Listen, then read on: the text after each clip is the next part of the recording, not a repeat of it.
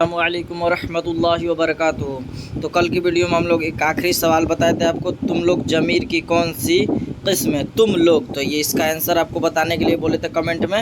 حالانکہ آنسر آپ کا اس کا آنسر صحیح ہوگا، جو لوگ دیے ہیں کیا ضمیر شخصی ہو جائے گا صحیح جواب اس کا، بالکل کریکٹ آنسر بھی ہو جائے گا۔ اگلا سوال ہے، احمد تیز دوڑتا ہے، اس جملے میں تیز کیا ہے؟ تو فعل متعلق ہو جائے گا، صحیح جواب کیا ہو جائے گا؟ ڈی، فعل متعلق۔ اگلا سوال دیکھتے ہیں، ذیل میں سے اس میں اعلیٰ چنیں۔ اس میں اعلیٰ، چلیے آپ کو ڈسکشن کے ساتھ بتاتے ہیں۔ اعلیٰ دیکھیے، جس میں اوزار کا علم ہو اسے اس میں اعلیٰ کہا جاتا ہے۔ اس میں اعلیٰ جیسے چاقو، چمچ، مچھردانی وغیرہ، یہ کیا ہوگا؟ اس میں اعلیٰ ہوگا۔ شرمانہ سے اس میں صفت ہوگا، شرمانہ سے شرمیلا، صحیح جواب ہو جائے گا اے۔ ہجر کا معنی کیا ہے؟ یہ پوچھتا ہے ایگزام میں، کلاس 10 اور 12 کے لیے اردو گرامر میں بہت ہی اہم کوشچن ہے۔ ہجر کا معنی جدائی، بالکل صحیح جواب بھی ہو جائے گا۔ چھن چھن اس میں سے کس کی مثال ہے؟ چھن چھن، ٹن ٹن، کاؤں کاؤں، میاؤں میاؤں، چھن چھن یا سائیں سائیں، یہ جتنا بھی آئے آپ کو لگانا ہے اس میں صوت۔ اس میں صوت کسے کہا جاتا ہے؟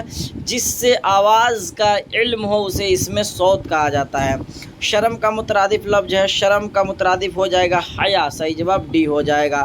خوشی کا مترادف لفظ کیا ہے؟ خوشی کا مترادف لفظ مسرت بھی ہے، نشاط بھی ہے، فرحت بھی ہے، صحیح جواب ان میں سے سبھی۔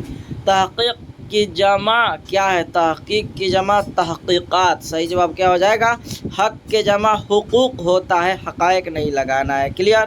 اگلا سوال دیکھتے ہیں، ملک ہے، ملک کی جمع ممالک ہونا چاہیے، صحیح جواب بھی ہو جائے گا۔ یہ املاک دوسرے کا جمع ہے، آپ جان رہے ہیں ملک کی جمع املاک ہے۔ قاف حروف ہے، قاف عین ہا غین خا، یہ سب کیا ہے؟ حروف حلقی ہے، تو صحیح جواب اے ہو جائے گا۔ اب جدی ادریسی میں میم کی تعداد 40 ہوتی ہے، صحیح جواب ہو جائے گا۔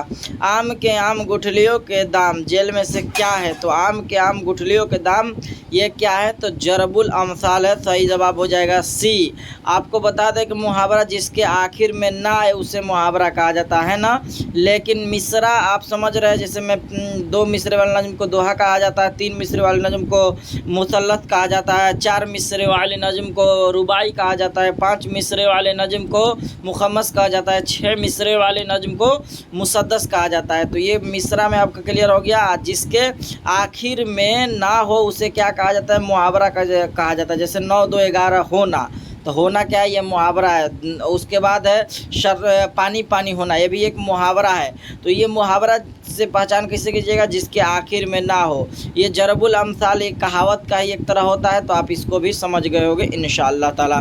تو یہ رہی ایک چھوٹی سی ویڈیو، وقت کو دیکھتے ہوئے اب اگلی ویڈیو میں ہم لوگ ملیں گے۔ تو آج کے لیے اتنا ہی، پھر ملیں گے اگلی ویڈیو میں۔ السلام علیکم ورحمۃ اللہ وبرکاتہ۔